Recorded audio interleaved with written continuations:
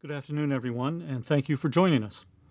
My name is Peter Knox. I'm the director of the Baker Nord Center for the Humanities here at Case Western Reserve University, and it is a pleasure to welcome you to this year's Richard N. Campen Lecture in Architecture and Sculpture. This series honors a native son of Cleveland whose career was in technical sales and research in the chemical industry, but whose passion was art and architecture.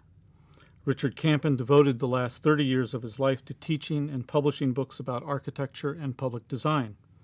Many of his books chronicled works of this city and region, such as Architecture of the Western Reserve, Outdoor Sculpture in Ohio, and Distinguished Homes of Shaker Heights. It is a particular pleasure to acknowledge the support of his son and namesake Richard Campen and other members of the Campen family. And I'd also like to acknowledge the continuing support of alumni of Case Western Reserve University's School of Architecture. Actually, I think if I want to be precise, it's Western Reserve University's School of Architecture. This year, the Campen Lecture forms part of the Baker Nord Center's slate of events for the 2021 Cleveland Humanities Festival on the theme of identity. The festival is a collaborative event coordinated by the Baker Nord Center for the Humanities of Case Western Reserve University, during which we celebrate the great educational and cultural institutions of our city and Northeast Ohio. They provide a platform to explore from the perspective of the humanities subjects that matter to us as a society and as a nation. After a year's hiatus occasioned by the pandemic, we are reconvening online with our partner institutions in Cleveland to explore the theme of identity from a variety of humanistic perspectives. Festival programming addresses basic questions about why identity matters, especially in a world reshaped by pandemic and economic distress. The question of how we identify ourselves, which has always been important, takes on added significance now. What matters most to a person's identity? Race and ethnicity, gender, class, religion, sexual orientation, nationality, or something else? And what matters most now to our collective identity as a society? Today's event takes the form of a conversation between two people who need no introduction to an audience in Cleveland. Carlo Wolff, on my far left, is a prolific journalist who has appeared in every newspaper or other publication that has been published in Cleveland since the city's founding. Or so it seems. Carlo has been an authoritative voice on every subject imaginable in the cultural, literary, musical, social, and political life of the city. His most recent contribution is a collaboration with the well-known Cleveland attorney Terry Gilbert on his memoir, Trying Times, which was just published and should be on the shelf of anyone interested in social justice. But tonight, it's his collaboration with Robert Madison on his memoir, Designing Victory, that forms the core of our conversation. Bob Madison, on my left here, as an architect, has had as big a hand as anybody in creating the urban identity of our city. The Rock and Roll Hall of Fame, the Cleveland Public Library, the Healthline, and many more are all part of the city's visual identity and Bob Madison's enduring legacy. And yet it was his own identity as a black man that at a crucial juncture threatened to prevent him from going on to achieving international fame as a renowned architect when he was at first denied admission to Western Reserve University's School of Architecture. It is a particular pleasure and a great honor to have him here with us today to talk about his life in Cleveland and in architecture. Now, as I said, today's event is a conversation, and we hope to include you, the audience, in that conversation as much as is possible in this virtual age. So there will be time for questions, so please do email any that occur to you, and we'll get to as many as possible. And if you catch me glancing at my phone, it's not because I'm checking sports scores, it's because I'm checking to see what questions you have sent in. In the meantime, I'm going to turn things over to Bob and to Carlo and start things off by asking each of them to introduce themselves a bit more and say something about their collaboration on Designing Victory. Bob? Want to take it away? Yeah, thank you very much. That was a wonderful introduction. I really appreciated that. I'm Bob Madison, as he said. I'm an architect, and I'm in advanced years. And about 25, 30 years ago, I started writing some stories about me and my life and what had happened. And as time went on, I said, well, gee whiz, this is getting to be very interesting.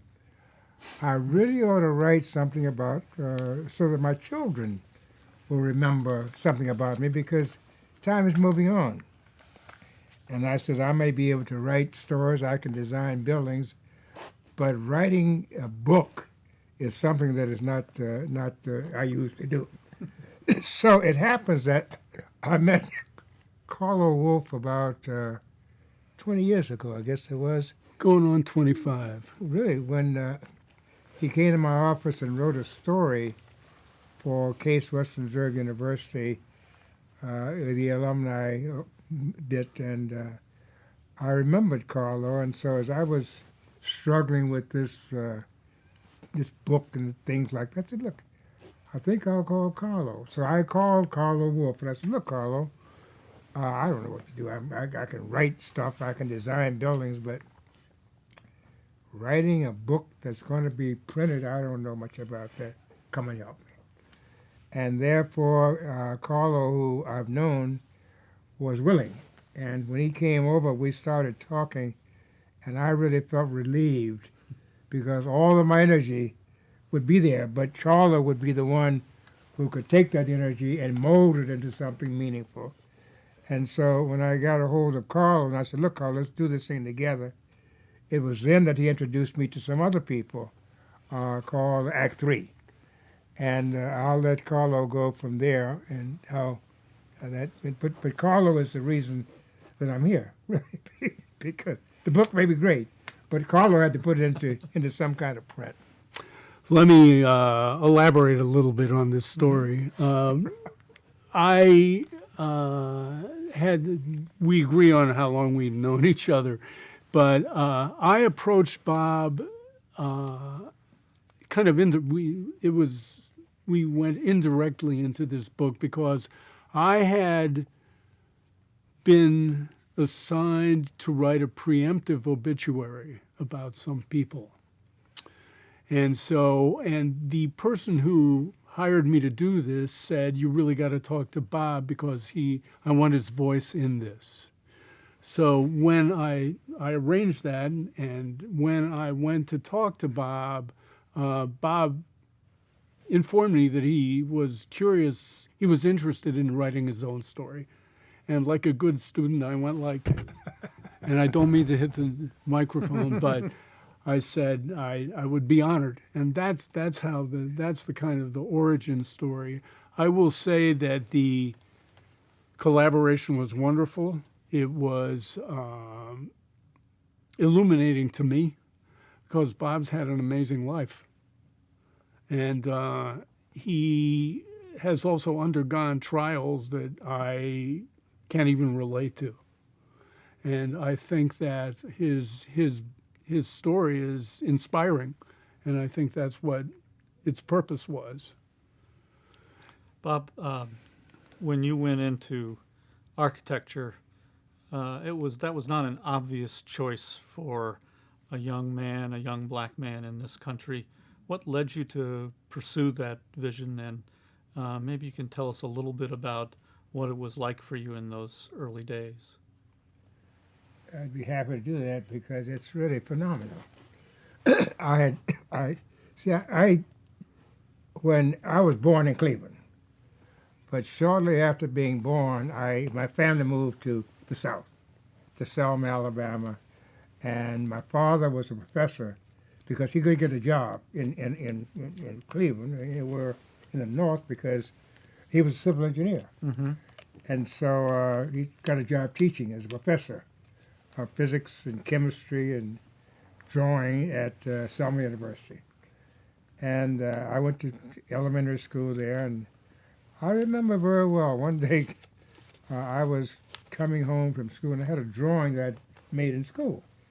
And I showed it to my mother, and I said, Mom, look, I got this beautiful drawing. And my mother took one look at it, and she thought about it a while, and she said, this is very nice, son. You're going to be an architect.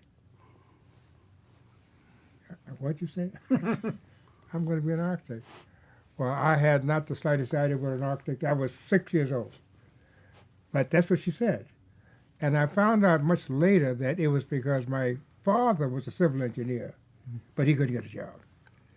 And I found out after reading something about my daughter had written that my mother's father had studied architecture at a school in the South. He didn't get very far, but he studied it. And I'm sure my mother was inspired by that to say, you're going to be an architect one day. Well, I said, okay, Mom. Good sons do that. And therefore, for the rest of my life, I'm going to be an architect one day. Had not the slightest idea until later on how things began to develop. But that was really what drove me, and that's all I've ever done. That's all I've ever known. For some reason, that happened. Not only that, but my mother was really, we had some difficult times, if you read my book. Yeah. But my brother Julian was a civil engineer. My brother Bernard was an architect also. So my mother said, my husband's an architect, Bob's an architect, Julian's an engineer, and Bernard's an architect. The other one, oh, he's going to be the preacher. He's going to pray for us all. So that was what happened to the four Madison boys. But that's what happened. I studied architecture, and I really began to catch it, and I was really delighted to be there. So I'm pleased about that. Carlo, what was it like for you interpreting this kind of experience, which clearly was rather remote from your own? It was challenging. I had no trouble with his life, okay? But I had to learn a lot about architecture, and I needed a lot explained to me, okay? Part of being a journalist is translation. And he did a really good job. Also, Jim O'Hare, the man at Act 3 who coordinated this project, studied some architecture and was familiar with the terminology, and that helped a great deal. But I would like to add this, though, that most of my life I go on vacations and I write, just because I believed in recording events. And I'd take my children on vacation and we would write stuff, and I'd write and write and write and write. And just before getting ready to do this book, I began to compile all that data, all those facts, all those stories, but I didn't know how to make it into a. That's when I got a hold of Carlo. I said, Carlo, this is your field. You take what I've done, and you tell me how to put it together, and that's what Carlo did. Well, it was an embarrassment of riches. Every project, in good projects like this, you always have too much that you just can't fit it in. There are stories that I've learned since the book was published that I wish I'd put in the book, but it was a matter of shaping and threading the profession through the life, so to speak. Because the life, I mean, Bob was also in the war. Okay, he was in Europe. He's been around the world, and that information wasn't all about the profession. It was about his personal development, and it was fascinating. And thanks for being so candid. No, but Carlo, I don't know, we hit it off the first time we met. Right. He wrote an article about me, some years ago for Case Western Reserve University. It was good. And so I trusted him very much, and we started talking. I said, I can talk to this guy about anything because he understands. He gets it, if that's what the phrase is now. And I can really say that I'm delighted, absolutely delighted, because I had no idea. We were sitting here after writing a book. But what Carlo did, making all those wonderful additions and subtractions of my story. So it's a little bit shorter, maybe, than it might be. But I'm really pleased now. I'm really great about that. No, it was, you had to pick and choose, and you had to also figure out the tone. And my job was not only to write it, but to sort of channel Bob. It was challenging to find the voice. And the voice varied, as they do. And, I hope I think your voice comes through loud and clear in it. Oh, I'm pleased. I'm very pleased.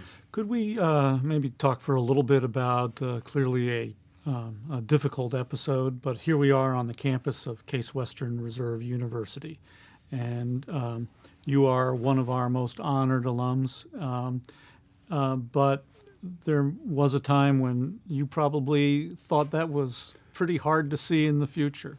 Could you, for those who are tuned in and haven't read the book, could you tell us a little bit about how that went down?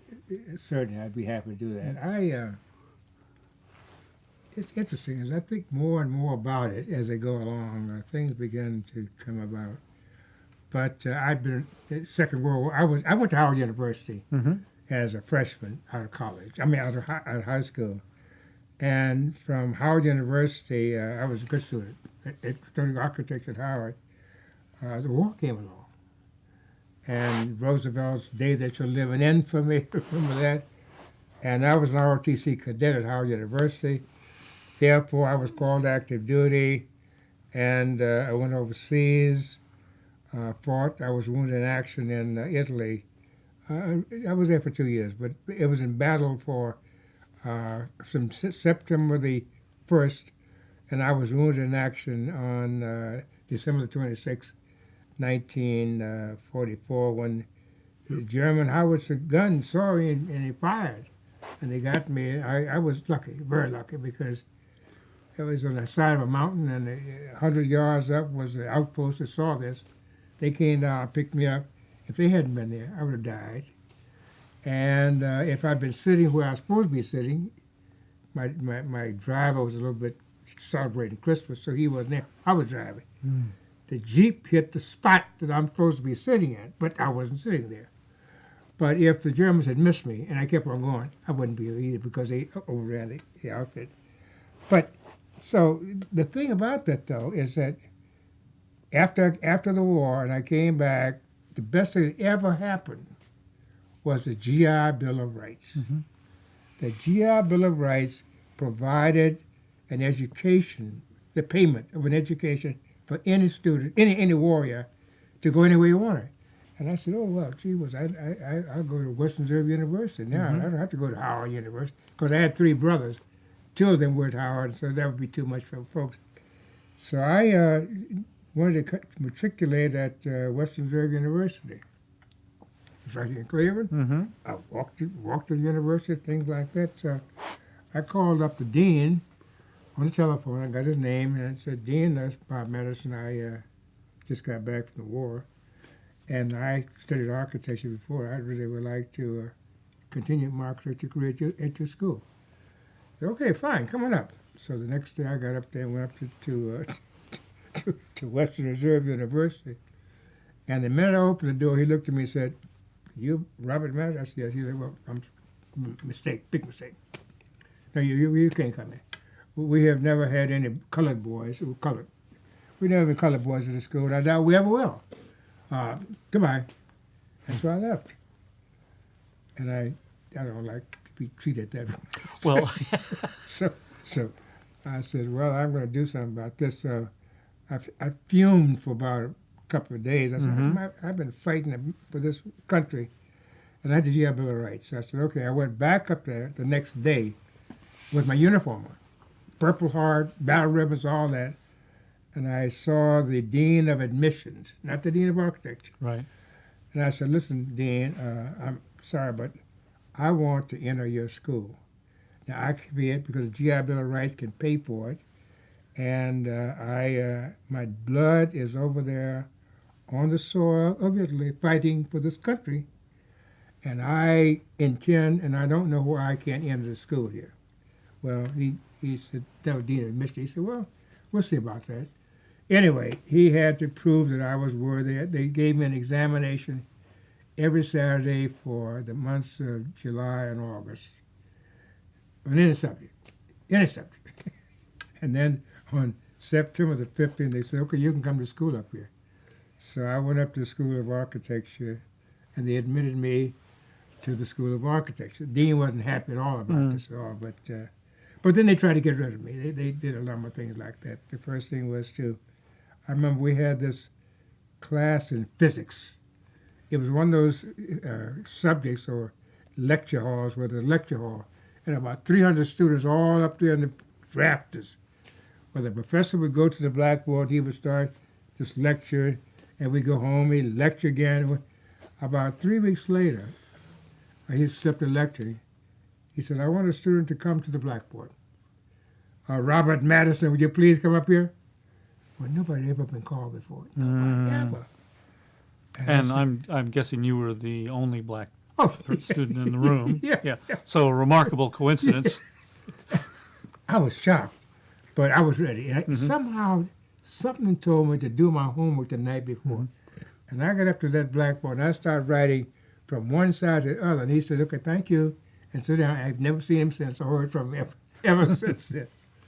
That was one instance. Another couple of times. No, they really wanted to get rid of me. I don't know why, but they tried their best. I know that one very unfortunate occurrence happened when I was taking a course in specification writing, and Emil Zindi, I will never forget that name, was a professor, and he was up there talking about, now in specification writing you have to be very specific, and here's a real nigger in the wood patch. It's in the book. I heard that, and I sat there, and I said, now he wants me to get up and do something, throw a book at him or something. Oh, no, I'm not. So I sat there and waited, and I left. I didn't hear another word after that, but I left. I said, they're trying to get rid of me. But that was the way, of course, I played some tricks too. I had studied coming over from Italy on the boat. I read a book called The History of Architecture in Italy. I was on the ship for 2 weeks, back and forth. And I read every page of that book, and I knew it. So I said, I got to find a way to get out of this, because they're going to have me here for the next 5 years. So Dean Bacon, who didn't want me there in the first place, he taught history of architecture. So I said, I got to find a way to get out of this course. So I met him in the hall one day. Dean, how are you, sir? I'm so pleased to know you. I'm going to, I just can't wait to get in your class, Dean. I said, Dean, I'm trying to figure out, was it Bramante or Brunelleschi who designed the gates of Paris or the Cathedral of Florence? He looked at me and said, well, Madison, you don't have to take my course. I got rid of that course. But anyway, I guess I'll tell you about the last thing that happened that really was, in a way, it accelerated my departure too, because for some reason there was a party for the senior class of 1947. And everybody was invited, because the School of Architecture was very small at that time. I said, okay, well, I think I'll go to this party. I had not been to one before, at the Lakeshore Country Club in Bracknell. I had no idea what Bracknell was. I didn't know what. I said, I'll go. And so I went to this. Am I talking too long? No, please. I went to this. I didn't go. They danced. They had swimming. They had tennis. They had. I lived in the projects. I don't know what a golf course looked like. So I went anyway. But I got there, and about 6 o'clock. I didn't go to the rest of the stuff, 'cause I knew it was going to happen. And I'll never forget this. So at about 6 o'clock, the manager of the country club, Bracknell Country Club, said, I want you to come to the office, Madison. So I went to the office. And sure enough, there was a dean of the School of Architecture there, a professor, about 3 or 4 students, and about 10 members of the club. And they were sitting there and they were saying, look, some of my best friends are colored people. Jesse Owens and Joe Lewis. Yeah. Okay, fine. But Madison, look, you can't eat here. You have to eat here. We don't serve colored people in the dining room. I looked like I didn't understand what he was saying. He said, now we can we can give you a doggy bag and you can take your dinner home, or we can refund you.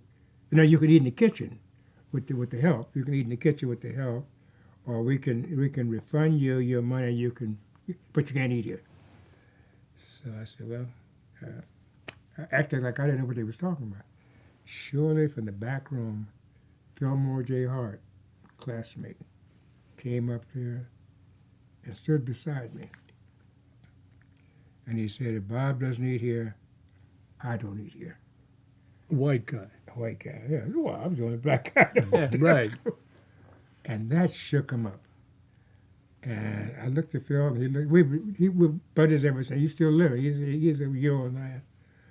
But they said, well, okay, well, because he had the funds. He said, nobody eats here, but I don't eat here. So they said, oh, you can eat here, but we hope you to leave. I didn't have a date because, you know, I'd go dancing. So I had dinner, and I left. But that same night, the dean was so furious. It's not a troublemaker. Just makes trouble all the time. Just trouble. So he said, we had a meeting of the faculty, and they decided that we're going to graduate him next year. He'll never take the 5th year. We don't need. He's not going to be an architect anyway. What difference does it make? So that country club party accelerated my graduating from reserve by 1 year, and I liked that. But that was what happened at reserve, and I got a degree. And this is what happened that way. You got me. Carlo knows how to write this stuff down. I put it in the right place. He said, It's good material. but after the commencement was all over and everything, all that come down, and the dean said, well, Madison, what you going to do now? Go work at a lumber yard? Right. I said, no, I guess Dean. that was probably a little bit of motivation to, I said, no, Dean, I'm Yeah. going to be an architect. Mhm. And I left. That was what happened. Okay, well, and it was, but in spite of all the opposition you'd found in this community, you stuck with this community and Yeah. you started your own firm. yeah. Well, you know, I had some good friends at West Reserve. I mean, the dean was look, see, my mother said to me, I'll never forget, I was thinking about this, I don't think you know the story, Carlo. I was at East Technical High School. Mm-hmm. First of all, I went to high school. Am I talking too long? Nope. I went to a school in the South where everybody was black, teachers, faculty, the whole system was black. But my mother and father wanted me to study architecture. They did not teach architecture at Washington, D.C. So they sent me, so we came to Cleveland. And I studied architecture at East Technical High School. East Technical High School in those days was one of the best high schools in the country. Mm-hmm. Was a great school. And I studied architecture there. But when I got ready to graduate, they decided that there was a tie for the math prize. You know, 3 years in senior class and a tie. So they decided that they would have to find a way to break this tie. There was Sinkovich, who was from someplace. He's white. There were 30 black students in the whole graduating class of East Tech. And I was one of the candidates for the class math prize. So they said they're going to have a runoff. So we all met there one Saturday morning to take this examination. And we were there 2 hours. Took the examination, and that's the last I heard of it. They did not announce there was a tie, nothing, just forgot about it. I said, you know what, I won that thing, but they just was not going to do that. And my mother, I'll remind you about my mother said, you know, the reality about being black in America is you got to be twice as good to be equal. Mm-hmm. And I said, okay, I beat this guy, but you're not going to give me the prize. So that was, okay, you talk something. Well, no, yeah, I mean, I think it's, you ask if you're talking too long. I think it's important for our community and, you know, especially for our students, to hear these stories because, this is not that long ago. I know it seems long to you, But in the larger scheme of things, this was not that long ago. And, however much we pat ourselves on the back today, we really need to recognize where we came from and how much further we need to go. I was going to ask you to talk a little bit about, starting a business here, but Carlo, maybe you can say a little bit also about the research that you say you did around working from Bob's notes. How much legwork did that involve? Did you interview people? Did you? Didn't interview people that much. Did a lot of internet. Google was my friend, believe me. And going through old newspaper stories, contextualizing was critical to it. For example, Bob had a significant role in the Stokes administration, for example. So, and especially because I'm not a native, that's not in my blood, I got to find out about it. It was stimulating. I learned a lot of history from doing Bob's history, because this is a book about history and politics also, very much. And to your point about it was not that long ago, these issues are playing out as we speak, every day, harder and harder. I mean, just because Bob prevailed and was successful doesn't mean his battle's done. No. No.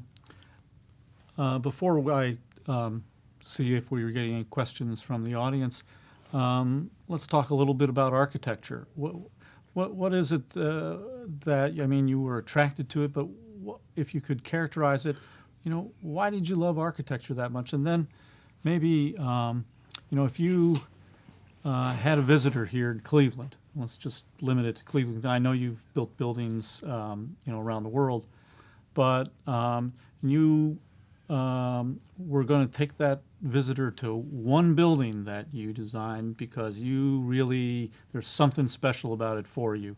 What would that be? It's a good question. Well, that's interesting. That's a very good question.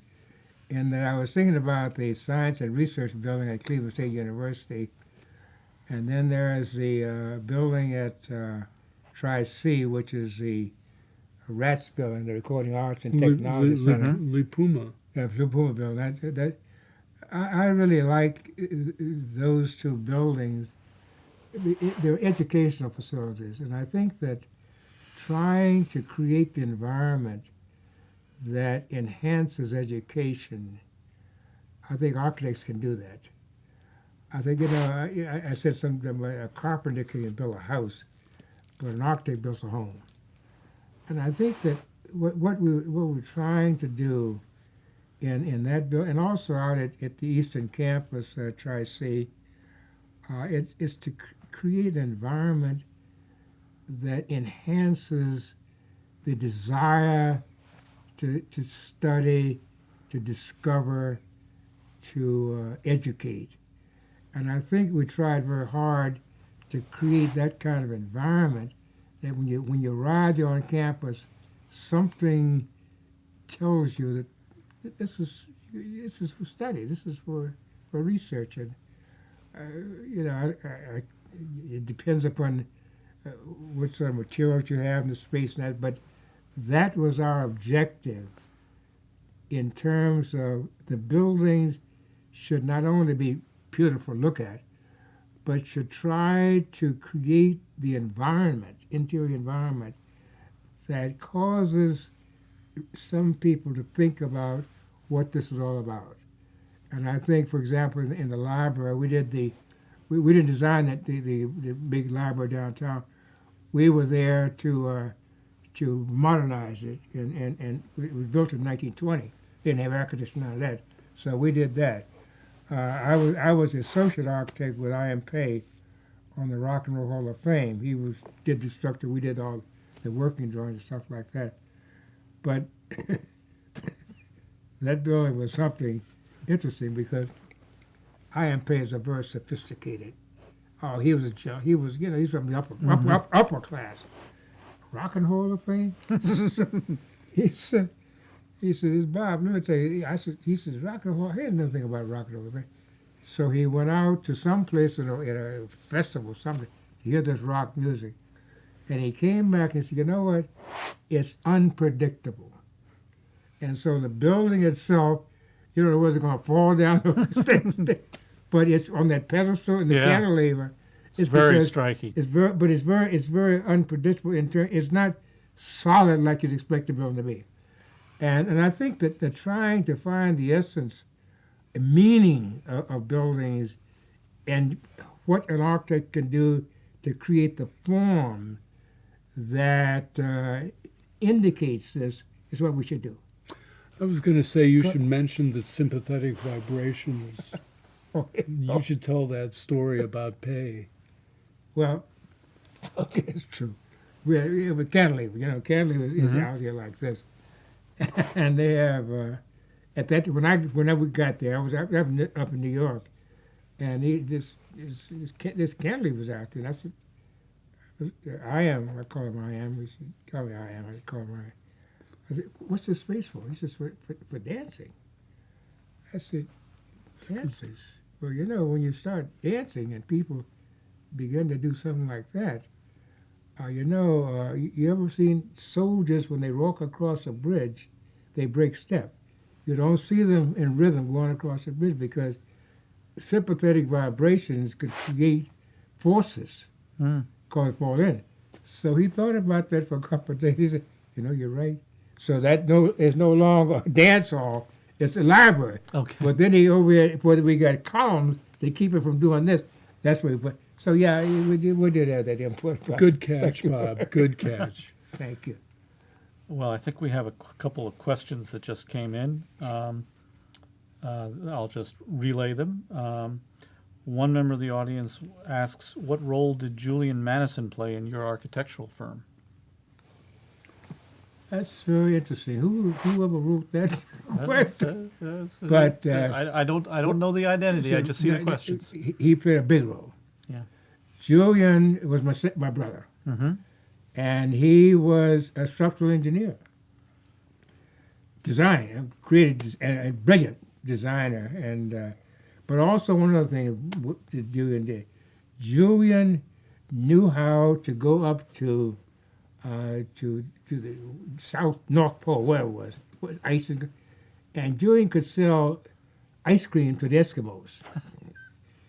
He was that good. So what role did he play? Julian's role when we were first getting started was really to getting work. And he would travel to all sorts of places. I would stay and design it, but he would get it. We had offices in Newark, New Jersey, Chicago, Illinois, Detroit, Michigan, Atlanta, just because Julian had classmates in all these places. And he'd go there and he could work them over. And so he played a big role. Whoever sent that question, I thank them for remembering, because my brother we were great when we were together. That's, every going organization needs someone who is outgoing. It sounds like he filled that role for you. He did. Another questioner wants to know if you would say something, doesn't say what, but just something about the Medical Arts Building in Glenville. Yeah, well, I guess the building I designed. I designed two buildings. One building was in Mount Pleasant. That was the Mount Pleasant Medical Center. That was the first building I designed. The second one was a building, as you said, the Medical Arts Building in Glenville on 105th Street. And there were 12 doctors, black doctors.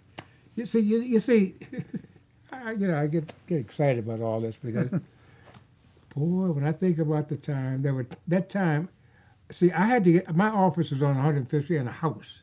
Okay. Because nobody would rent me an office space.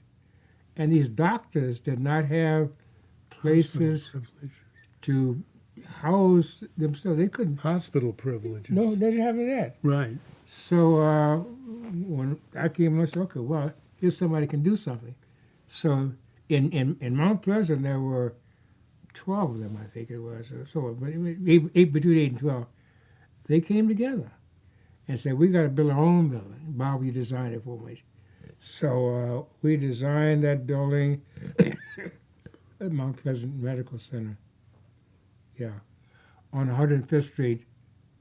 Yeah, and it was really the first building in the state of Ohio, I guess, designed for black architects. I'm sorry, Black doctor. black doctors. That was a Freudian. It was It was designed for black doctors. by a And- black architect. Yeah, but that was the first building that done that. 4 stories on 105th Street. That was And it's repurposed. Yeah. Also, it lives on. Uh-huh. What do you know what it is now? It's arts related. Okay. yeah. Well, I'm glad it's repurposed. That's Oh, one, yeah. one of the Yeah. great things about the city is the way that we have been able to recycle, repurpose Yes. some of the great buildings from Finally. Yeah. Finally. Instead of Right. tearing them down.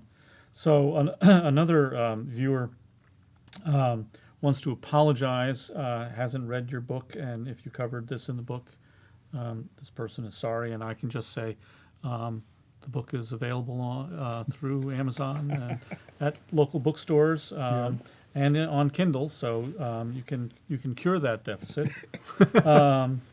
But wants to know if you were aware of other black architects who came before you, and if so, did you feel influenced by them in any way? Well, the architect that I have such enormous joy and respect for is Robert Taylor. Robert Taylor was the first black architect in the country. He graduated from MIT in 1894, I think it was. And he's wonderful. What I think is wonderful. He was doing some architectural work, the house here and the house there, and Booker T. Washington came along. And Booker T. Washington was looking for an architect to help him build Tuskegee. So I think that's great. So Robert Taylor moved to Tuskegee and built a whole blasted campus, 35 buildings. I said, you know what, I'd really love to have that job. He didn't have to canvass anybody. It just one job after another, and good work, excellent good work. So yeah, I know Robert Taylor. He was my first hero. Then there were architects on the East Coast, Howard Mackey, Lou Fry, Robert Nash. These are people that I knew, and then of course Paul Williams. Paul Williams was on the West Coast. He really made a tremendous name for himself. As a matter of fact, Paul Williams, I met him when I was on the faculty at Howard University, and Howard University gave him an honorary degree. And when he came to Washington, D.C. to receive the degree, I said, hi. And I feel very good about that. No, that was Paul Williams, and I think there are numbers of others, some contemporary of mine, but those are Lou Fry, Howard Mackey, Albert Cassell, Robert Taylor, of course. There are those who were there. It wasn't easy doing that. And a number of architects, black, worked in offices, designed the buildings, but never got noted for it. Never received any recognition for it. I think the last question that we have time for is about the U.S. Embassy in Dakar. Can you say a little bit about what it meant for you to get that commission? Thank you. Now that's very nice. I really that does it all. First of all, just to be qualified to get the building, and I had to go through all the regular interviews and all the architectural board of review, selecting dean of Harvard School of Architecture, dean of Princeton, and dean of Cornell. That was a review. I had to go to Washington to be interviewed and all that sort of thing. So finally made the cut, as you said. But I got the job. Dakar, Senegal. And I spoke French. You see, I spoke French, which is important, you know. and knew the metric system, and I was a good designer. I went to Harvard, so all that sort of stuff. So I was so excited. And I went to, first I was to Dakar, Senegal. I had never been in Africa before. I've been in France, I've been in Italy, I've been in Norway, Sweden, all those places. And doing things. But when I got to Dakar, the first thing that happened, nobody looked at me. All the people look like me. I'm black, you know. I go to Italy, oh, you know. I go to France, hey. But here, nobody looked at me. And after a while, I said, gee whiz, I feel pretty good. I spoke the language, I spoke French, and so then I started putting on a boo-boo. So I really was one of those. But what happened was, it was a wonder. Oh my God, I can't imagine. First of all, the prestige of doing an embassy building for the United States of America was great. Then in Africa, where they would just get their independence from the colonial powers, you know. And I went to Dakar, and I said before, nobody recognized me. Nobody acknowledged me. He's black like the rest of us. And that was just a wonderful experience, and the Monday, Tuesday, Wednesday was just wonderful. On Friday, I'm sitting in my hotel room on the balcony, and nobody working on Friday. And I looked across the street, and here was the fellow that I knew in a meeting yesterday, held his suit, necktie. He had a fez on his head and a boo-boo. And there were 5 women behind him, beautiful women. I said, you know what's going on? It looks like the guy I knew. Those are his wives. They believed in, Muslim wives. Yeah. I said, oh my God, I'm left out again. So I said, but then what happened to me was, on Sunday, everybody took off. And they said, Madison, you ought to go to the Ile de Gorée. That's island of Gorée right across the street from Dakar. I said, why not? So I got a boat trip and went over to the Island de Gorée, what it was called. And I saw this enormous building, about 4 stories high, long. And I went over there and I looked around, and it was Encampment de Slavs was on the name of it. And I went, this is where the slaves were kept before boarding the ship to come to America. So I went into that place, and I sat there for about an hour, and I saw these chains on the walls and the whips and all the ugly accoutrements for punishing people. And I cried. I really wept. It really touched me. And then I stayed there for about an hour and came back, and I will never forget that at all. It was, and then I designed the building. And when I went back, that was 1965, but we didn't dedicate the building to '77 because it was the Vietnam War that came to at that time, and so it was stopped. But they liked the building. It worked very well, but unfortunately, they had to abandon it because with these attacks on the embassies, my building was very open, very open, very welcoming. But no, they're building barracks now. But it was a wonderful experience. I'm sorry. I was just going to say that the chapter about the embassy struck deepest in terms of identity. Mm-hmm. It's the core, it's the heart of the book, to my mind. And it's where Bob connected with all the versions of his own identity. It grounded him, it felt like. And it was it was interesting to write from the outside. It's a very powerful section. Right. And it only gains in the telling when the author is here in person. And I want to thank you for that, and thank you too, Carlo. It's been great. And for people who are tuning in, hope that you've been inspired by this, and hope that you will join us at other events. You can find out more information about the Humanities Festival at our website, chf.case.edu. not only the Baker Nord events, but those of our many partner institutions throughout the city. We hope to be welcoming you back to live in-person events next year. As you may have noticed, we've been sitting here without masks and in close proximity, but we are observing CDC guidelines. We've all been vaccinated fully, and that's a glimpse of what the future holds in store, and we'll look forward to sharing that with you in the not-too-distant future. Thank you, everyone, and thanks especially our guests, Carlo Wolff, and especially you, Bob. I thank you.